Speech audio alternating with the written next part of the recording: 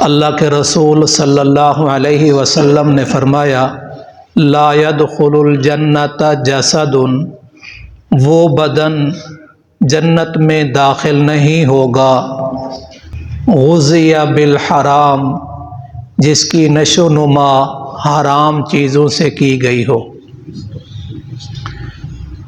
علماء محدثین نے اس کے کئی مطالب لکھے ہیں، ان میں سے ایک مطلب یہ ہے کہ جو آدمی حرام مال کھاتا رہتا ہے وہ آدمی جنت کے اعلیٰ درجوں پہ نہیں جا سکے گا اور ابتداءً بھی جنت میں نہیں جا سکے گا۔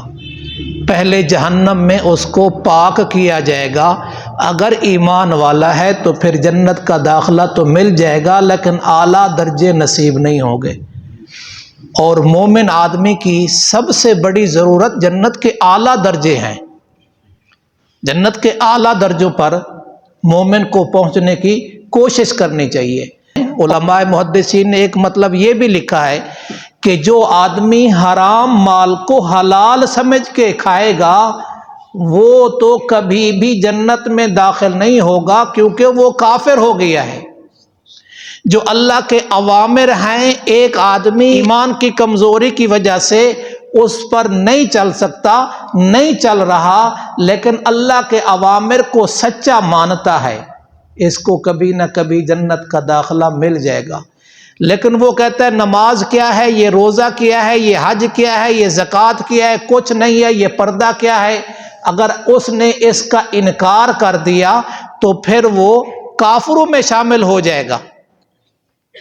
اور کچھ لوگ کہتے ہیں جی یہ تجارت بھی تو سود کی طرح ہے، تو اللہ تبارک و تعالی نے قرآن مجید میں فرمایا احل اللہ البیع وحرم الربا، اللہ نے تجارت کو، بیع شراء کو حلال قرار دیا ہے اور سود کو حرام قرار دیا ہے۔ قرآن مجید میں واضح طور پر سود کی حرمت بیان کی ہے، اور اللہ تبارک و تعالی نے قرآن مجید میں جا بجا اس کا تذکرہ کیا ہے۔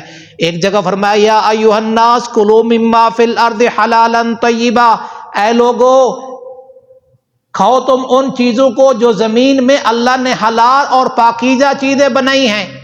کہیں فرمایا یا ایھا الذین آمنوا کلوا من طیبات ما رزقناکم واشکروا للہ ان کنتم ایاہ تعبدون، اے ایمان والو کھاؤ تم پاکیزہ چیزیں، واشکروا للہ، اور اللہ تعالیٰ کا شکر ادا کرو، ان کنتم ایاہ تعبدون، اگر تم اسی ہی کی عبادت کرتے ہو۔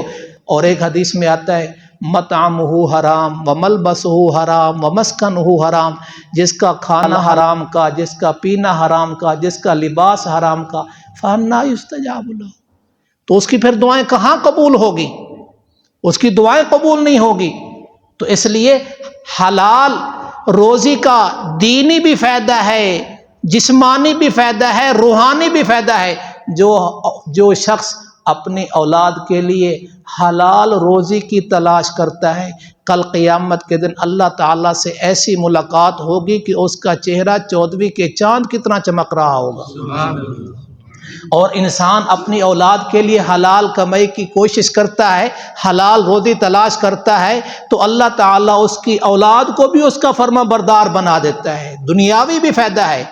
مبارک مہینہ بھی آنے والا ہے تو آدمی ابھی سے اپنے کھانے پینے میں بھی غور و فکر کرے اور اپنی پاکیزہ چیزوں کو بھی جمع کرے اور حلال روزی کی تلاش کرے۔ نبی صلی اللہ علیہ وسلم نے فرمایا حلال روزی کی تلاش کرنا فرائض کے بعد فرض ہے۔